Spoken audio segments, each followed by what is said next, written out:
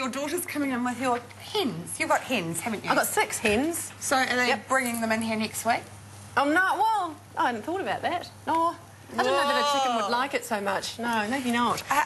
The gifts, though, hiding Christmas presents, I actually think the suitcase thing is fantastic because these days most suitcases either have a little padlock on them or a combination, and as long as your children don't have access to the key or the combination number... Brilliant. And this is what I've done, piled them all in the suitcase. I didn't think I needed to. And then the kids said to me the other day, Mum, you know we go looking every year for the presents, don't you? And I went, ah. And while they are spoiling their surprise...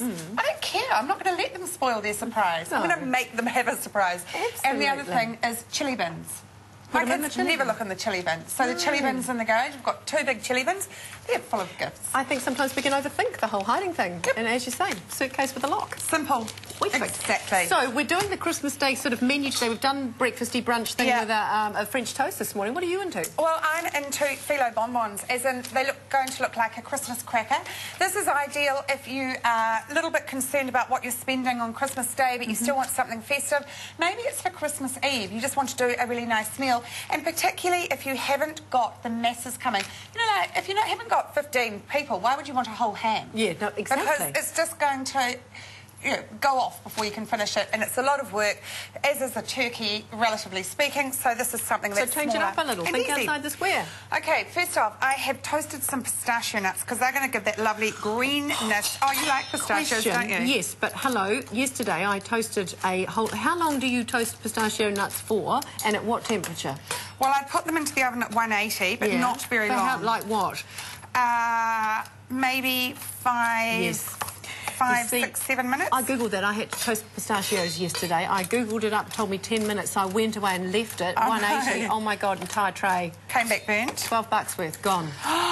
Just, why, angry. What were you doing with $12 worth of pistachio nuts? I was making special little Christmas gifts for the makeup team. Yes. Here. It was the thing that we did last week, actually, on the show. It was like a white chocolate fudge with cranberries and pistachios. Deserve more than pistachio nuts, honestly. No, I wrapped it all up. I made... So what are you giving them, Rod? Yeah. What are you giving them? They don't have to do anything with me. I even cut my hair for them, so they didn't even need to do that.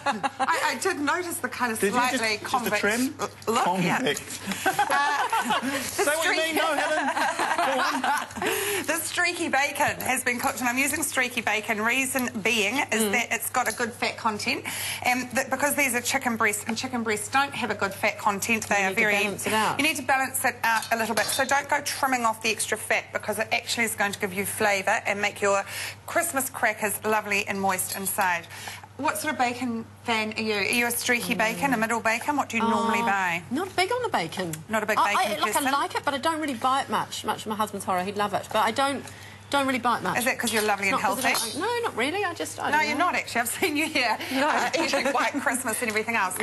When you buy phyllo pastry, make sure you buy it from the fridge, not from the freezer. Once phyllo pastry has been frozen, regardless if you've kept it perfectly airtight, it does tend to thaw and shatter. So what are you saying? You don't keep it in the freezer? No, you buy it out of the fridge in the supermarket, because you have an option in the supermarket. I buy it in the chilled section, and in my particular supermarket, it's in where the pasta sauces and the idea you could do that. pastas. And so I buy it from there as opposed to the freezer. I just figure that once you've used phyllo pastry, and if you're not going to use it again in a couple of days, throw it out, or put it in the fridge for throw out later, but it's not really a reuse thing, is it? So you need to be able to buy, I mean, like... And I hate to sound wasteful. Smaller amounts then? No, but that's what I'd like to see happening, because you do actually not use... Well, you generally don't use the whole... Well, you just need to make sure that you are going to use it. It's wasteful, isn't it? Yeah, that's not good. OK, so I'm going to pull off 4 sheets of phyllo. Now, ordinarily, if you're at home and you're working with phyllo, and you're obviously going to have a cleaner board than I've got there with pistachio nuts on it, but that doesn't matter, because they'll just have little pistachio nuts over the outside. But ordinarily, you would cover it with a damp tea towel, because the damp tea towel will stop the pastry from drying out. And essentially, that's the big thing you've got to do with phyllo. Phyllo has pretty much 0 fat content, which is why you spread it with loads of butter to give it some fat content. And it does dry out very quickly. So you butter the top sheet, as I've done, lift it over, and then carefully, without splitting it like I have, put it on top, but splitting it isn't going to matter. And then you do the same again. You brush your top sheet and just give it a fairly generous brush of melted butter. You can use oil. The thing is that I think Spray unless oil. you've got a dairy allergy, then butter is absolutely lovely with phyllo.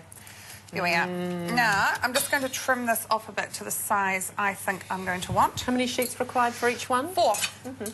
Okay, have that there. Now, I've got chicken breast, as I said before, that I have chopped. Have you poached that? Poached it in Did you? water. Yeah. Yep. Nice. And we're just going to put that... And I find with chicken breast, poaching is the best because otherwise it dries out, right? A sprinkle of pistachio nuts.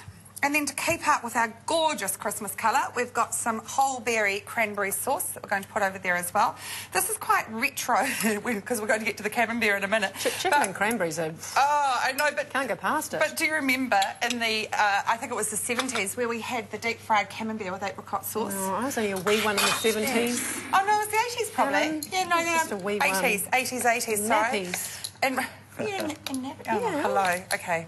I was not in nappies, but I probably wasn't eating this. Okay. Not for the whole of the 70s. I mean, I did get out of them. Some brie over there as well. Put a generous amount. You want it to melt into it and make it all unctuous and delicious. Okay, we're just going to roll that up into a bonbon. We're then going to pinch the ends. I've got some noodles, just regular put in them? egg noodles. What I'm going to do is tie the ends because then you've got an edible tie on your bonbon. Oh, that's quite cool. And don't overcook them because if you overcook them, then when you're tying them, be quite gentle. And if you overcook them, they'll just fall apart. And then kind of pinch that together. Seal that end as well. Brush it with butter. 200 degrees in the oven for about 10 to 15 minutes, just until it's... Don't walk away and leave it to burn. Just until the pastry is lovely and golden. And then serve with a beautiful summer salad. Beautiful. Yeah. This would be a yummy lunch. And you wouldn't wind up on the couch afterwards holding your guts like you've... You know? Oh, because you're just so full. You've eaten too much. For your Christmas chicken bonbons, you'll need some phyllo pastry, butter, chicken, cranberry sauce, pistachios, brie, egg noodles for the little tie. I'm liking that idea. And a little bit of streaky bacon as well. Indeed. Gorgeous. And when we come back, we'll show you the cooked one. You will indeed, and you'll also show us what? We're making tiramisu. Christmas tiramisu. Yum. After the break, Reggae Songsmith 3 Houses Down return, and Women's Day has the latest on Jen and Justin's emotional engagement party.